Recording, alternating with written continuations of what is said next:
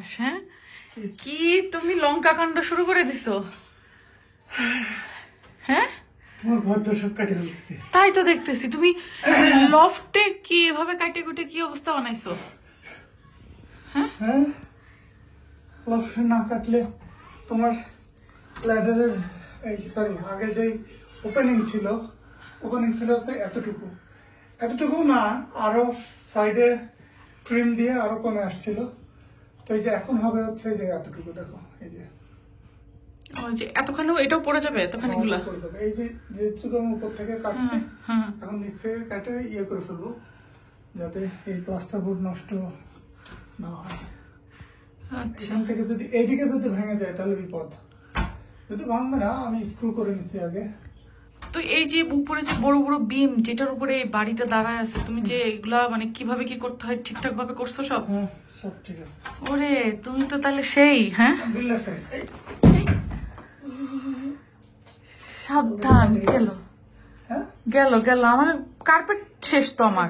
না ওই যে হ্যাঁ, আমার কার্পেটের উপরে কি আয় হায়। ওই একটু হোবার দিতে হবে আর কি। হোবার দিলে ময়লা যাবে? কার্পেটের ভেতরে ময়লা ঢুকে যাবে না? আমার তো হোবার দেবে না, মনে হচ্ছে। তোমাকে নিয়ে যায় পুকুরে কাচবো, যে পাট দিয়ে কাছে বলে কাছে না, পাটের উপরে আসার মারি মারি কাচবো তোমার হাত পুরা নোংরা হয়ে গেছে। পুরাই তো এখানে কি লাগাবা সেটাকে বলো। Ladder, loft ladder. তাহলে কি হবে? কারণ হচ্ছে আমাদের এই বাসায় লফট ল্যাডার ছিল না। ইভেন দো এই ইয়েতে লফটে বোর্ডিংও করা নাই। তো লফটে বোর্ডিংও করব, তার আগে লফটে আরো কিছু কাজ আছে, সেগুলো শেষ করে তারপরে। বাট তারও আগে দরকার হচ্ছে লফট ল্যাডারটা। মেনলি বোর্ডিং করলেও লফট ল্যাডারটা দরকারি, কারণ লফটে যদি জিনিস রাখি আর যদি ওঠানোর ব্যবস্থা ঠিক না থাকে, ইজি ওয়ে না থাকে, মই দিয়ে সবকিছু করা সম্ভব না। সো ওই জন্য লফট ল্যাডার লাগাবো। লফট ল্যাডার অলরেডি কিনে আনছি। তো এখন সমস্যা যেটা হয়েছে সেটা হচ্ছে আমাদের ওপেনিংটা ছিল খুবই ছোট। সো লফট ল্যাডার তো ওর থেকে বড় সাইজ। সো এখন আলটিমেটলি আমাকে কেটে নেওয়া লাগতেছে। তার আগে আমি এই যে যেভাবে যা করে এক্সট্রা বিম ইয়ে করে সেগুলো করে নিছি। এখন বোর্ড কেটে ফেলতেছি, দেন ল্যাডার লাগাই দিয়ে সাইড দিয়ে ট্রিম লাগাই দিব, শেষ। তাহলে হচ্ছে এই প্লেসটাও বড় হবে, ওপেনিং যে দরজা সেটা, সো লফটে আমরা ইজি অ্যাক্সেসে উঠতে পারবো, নামতে পারবো। ইজিলি তুমি উঠতে পারবা, নামতে পারবা, জিনিসপত্র রাখতে পারবা, আবার নিচে নামাতে পারবা। সো বেসিক্যালি ল্যাডারটা তো ওর সাথে বন্ধ থাকবে, আমরা যখন প্রয়োজন হবে তখন নামাবো খুলে। তাহলে আর এই পোর্টেবল ল্যাডার আমাদের ইউজ করতে হবে না। ও, অনেক সুবিধা হয়ে যাবে। সো লফটে আমরা অনেক জিনিসপত্র রাখা, নামানো, ওঠানো ইজিলি করতে পারবো। Yes, আর সেটার জন্য তোমার হচ্ছে লফটে আগে বোর্ডিং করতে হবে। yes. এখন তো লফটে আসলে কোনো কিছু রাখার মতো অবস্থায় নাই, না, সেটা করার পরে সুন্দর মতো বোর্ডিং করে ফেলবা, তাই তো? করতে হবে, হ্যাঁ। ওকে, সো এগুলোর জন্য তোমার কয়দিনের প্রজেক্ট হাতে নিয়েছো? আমি তো ভাবছিলাম ল্যাডার লাগাইতে আমার হয়তো 2-3 দিন টাইম লাগবে। তো গতকালকে বিকালে একটু কাজ করছি খালি, আর এই যে আজকে সকালে ধরছি, ইনশাল্লাহ আজকে বিকালের ভিতরে ডাউন হয়ে যাবে। তুমি তো প্রো হয়ে গেছো। একদম প্রো, বললাম তো আমি তো বিল্ডার্স এর কাজ নেবো। তাহলে তুমি একটা অফিসিয়ালি ট্রেনিং নিয়ে হ্যাঁ। বিল্ডার্স এর কাজে লেগে পড়ো। অনেক পেমেন্ট কিন্তু এইসব কাজে। পেমেন্টের ভয়ে তো নিজে ইয়ে করছি যে ভাই ওরা যে পরিমাণ চার্জ করে, জিনিসের দামের থেকে বেশি চার্জ করে। না, কষ্ট আছে কাজগুলো। জিনিস যদি হয় 200 পাউন্ডের, ওরা চার্জ করে 250 পাউন্ড, যেটা লাগাইতে 250 পাউন্ড লাগবে।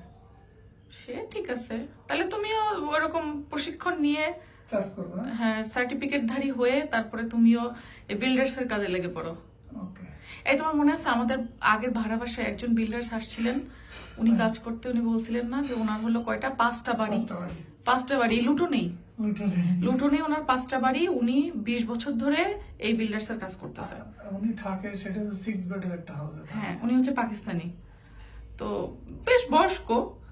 তো ওনার হচ্ছে বড় বড় 5টা বাড়ি, শুধুমাত্র এই বিল্ডার্স এর কাজ করেই সে হচ্ছে সবকিছু করছে। এবং সে গল্প বলতেছিল যে তার পেমেন্ট অনেক ভালো, অনেক ভালো কাজ, হাই পেমেন্টের কাজ।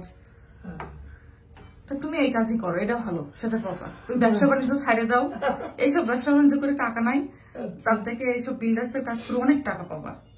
প্লিজ না, দেখো একটা এক্সপার্ট তুমি যেটাতে হবা সেটাতেই তোমার কাজে আসবে। সো হোয়াই নট তুমি তাহলে এই কাজটাকেই বেছে নাও। মাল্টি এক্সপার্ট হবে, তারপর বিল্ডার্স, তারপরে ইলেকট্রিক, প্লাম্বিং। হ্যাঁ প্লিজ প্লিজ, আমার অনুরোধ, তাহলে তখন আমরাও 5টা বাড়ির মালিক হয়ে যাবো ইনশাআল্লাহ। 6 বেডের বাড়িতে থাকবো ইনশাআল্লাহ। তো এই যে এখানে যে ফোল্ডিং ল্যাডারটা দেখতেছেন, এইটাই বেসিক্যালি ওখানে সেট হবে। আর এই যে সুন্দর ইয়েটা টপটা, এটা হচ্ছে আমাদের এখান থেকে নিচ থেকে দেখা যাবে বেসিক্যালি। আর এই যে পেছনের যে এই যে ল্যাডার, হ্যাঁ এই ল্যাডার গুলো হচ্ছে পেছনে ফোল্ডিং হয়ে ভেতরে ঢুকে থাকবে। সো ফোল্ড হওয়ার পরে আমরা শুধুমাত্র এই টপটা দেখতে পারবো নাকি, তার মানে আর কিছুই দেখা যাবে না নিচে। খুব সুন্দর হবে, সাবাস। কিন্তু এই কাজের জন্য আপনার কোনো পেমেন্ট নাই, না, বিনা পেমেন্টের মজুরি, কি সরি বিনা পেমেন্টের কি বলে মজদুর। হ্যাঁ সমস্যা নাই, ভাত রাইন দিয়ে খাওয়াবো না।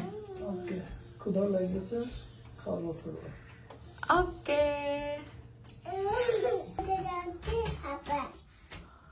লাদাল হবে।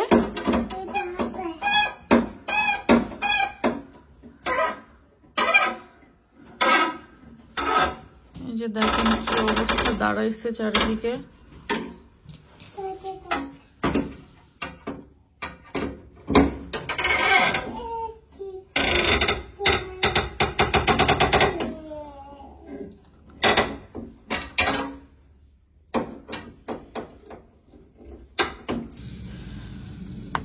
আজকে কি হয়? আজকে হচ্ছে লামের হচ্ছে তোমার রিপস, মানে বুকের খাঁচি আর কি। আচ্ছা, তো আজকে আমাদের যে অসম্পূর্ণ বারবিকিউ হাটের বারবিকিউ হচ্ছে, উদ্বোধন হচ্ছে। কারণ আমরা মানে কাজে স্লো, কিন্তু খাওয়াই স্লো না, খাইতে মন চাই তাই তো। কিন্তু আমাদের এখনো হাট কমপ্লিট হয় নাই। সো দেখেন এখানে কোনো ক্যাবিনেট টেবিনেট কিচ্ছু নাই, আমরা এই নর্মাল টেম্পোরারি টেবিল দিয়েই কাজ শুরু করে দিচ্ছি।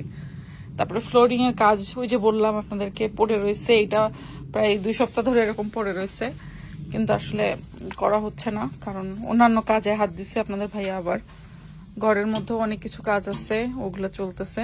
আর যেহেতু সব কাজ ও নিজেই করতেছে, এই জন্য আর কি একবারে হয়ে যাবে তো লাগবে আমার কাছে।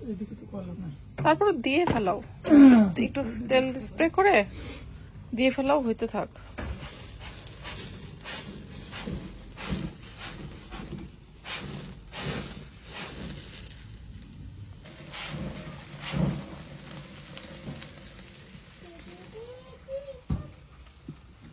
টেস্ট কিন্তু ভালোই হয়েছে, আমরা অলরেডি একটু তুলে টেস্ট করছি। ল্যামের চপের থেকে এই ডিপটা বারবিকিউ করলে বেশি মজা। এখন থেকে আর চপ কেনা যাবে না, এটা কিনতে হবে। এর সাথে গুটলু বাটলু দিয়ে দিচ্ছি আমরা, বেঁচে থাকা যে মশলাগুলো সুন্দর করে কর্নের সাথে মাখায়। বেবি কর্ন এটা কি sweet corn? Corn on the কব বলে। আচ্ছা,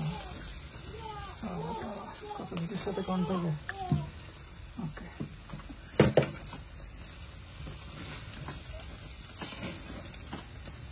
টেস্ট কিন্তু সেই হচ্ছে অলরেডি। এই যে আমরা একটা টেস্ট করছি,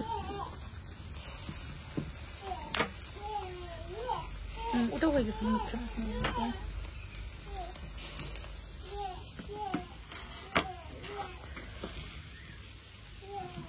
আমাদের আজকের ডিনার